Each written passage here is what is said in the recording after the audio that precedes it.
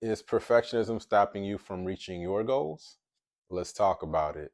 What's up, y'all? My name is Elia. I'm a mindset coach. I talk candidly about my journey, as well as share tips to encourage growth and healing and uplift anyone who may struggle with feeling seen. So, let's talk a bit about how perfectionism may actually be getting in the way of reaching your goals or just seeing the outcomes that you want to see for yourself. So, put simply, perfectionism is just striving for the best, the highest, the most optimal outcome. And by itself, there's really nothing wrong with that. I actually think it can be very healthy to push yourself and hold yourself to a high standard. And for most situations, I encourage that.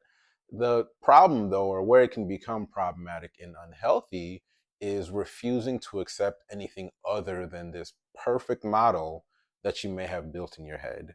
And that can get very harmful and constrictive because it doesn't really leave a lot of room for you to grow or learn. And it can actually create a situation of unrealistic standards and expectations for yourself and those around you, which can have a ripple effect on not only your ability to actually move forward within your goals and within your life, but also affect your relationships and affect those around you. And you may find yourself in a cycle of analysis paralysis where you think a lot and you plan a lot, but you don't move forward, or just procrastination where you just keep putting off whatever you need to do to move forward. And this can also lead to some compulsive behaviors as a result of really wanting or striving for that perfection and not being able to reach it. That can impact how you move and how you show up and what you then choose to do, which can all cause self esteem issues, stress issues, and again, strained relationships. And the thing with perfectionism or the need to be perfect is that it's largely a learned behavior. It's an attempt to control anxiety and fear of failing or not being good enough, which may be linked to past negative experiences or a host of things in your past that maybe could use some addressing, if you will. And it takes a lot of work, don't get me wrong, to really shift this narrative, but it's possible. And that's what I want to talk about a little bit more today. So, as always, I want to first humanize this by sharing a bit about my experience in this area, some of my challenges as well. So, perfectionism is something that I have struggled with largely when I was a bit younger. I'm more in my early 20s, if you will. I hold myself to a pretty high standard. I always have to some degree. And I'm kind of an all in or all out type of person, which usually works to my benefit. But when I was younger, I didn't necessarily know how to manage that in a way that still always gave me room to grow.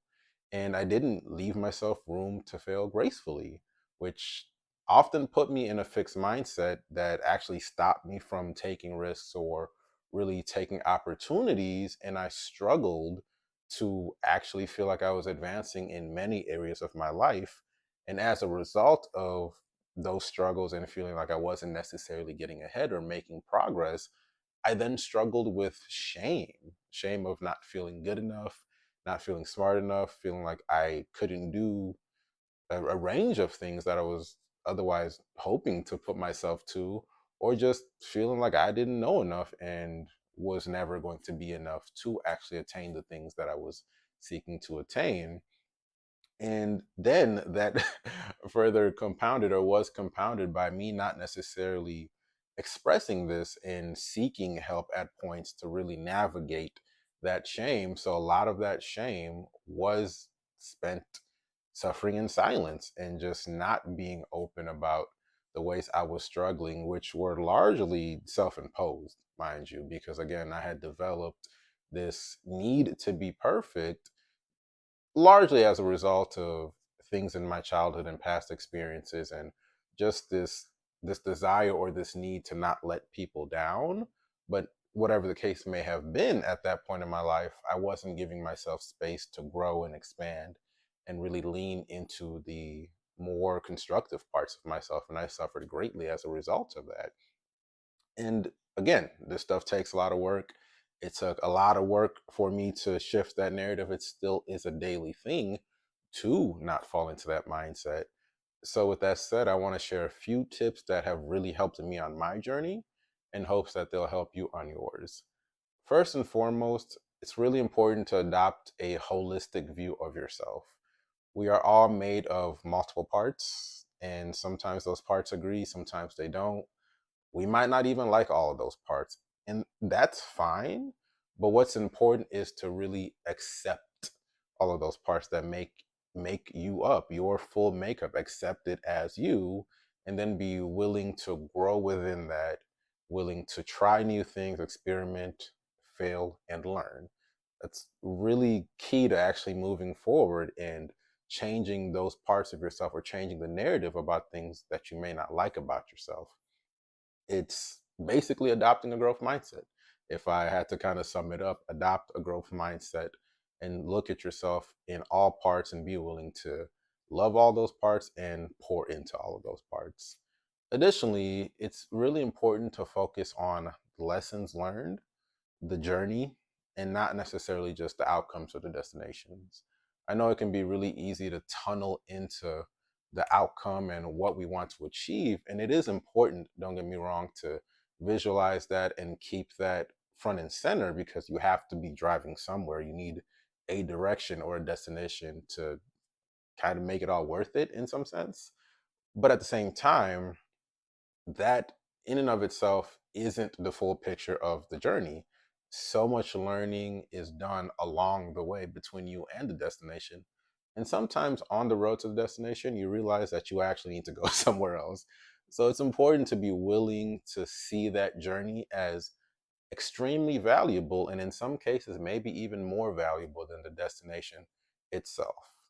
It's also really important to seek help, and seek help openly and accept that help. Again, I mentioned how for me at points I struggled with that because of shame. And shame is something that affects all of us at some point in our lives, and it can really close you off to the outside world and block you from resources that are there to help you and uplift you and pour into you.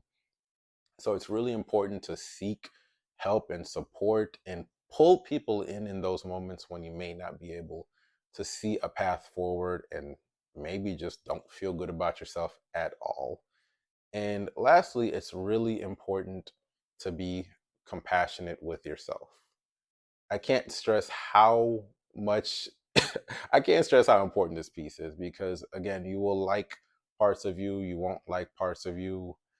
Parts of the journey will feel great, other parts will feel terrible. And that's all part of the story. So it's important to greet yourself and meet yourself and treat yourself with that level of compassion.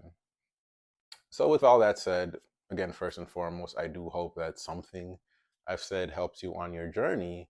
And I want to leave you with a reflective question as always. And today's question is: in what areas of your life do you feel the need to be perfect? And how may this be impacting your overall growth and wellness? Think about it.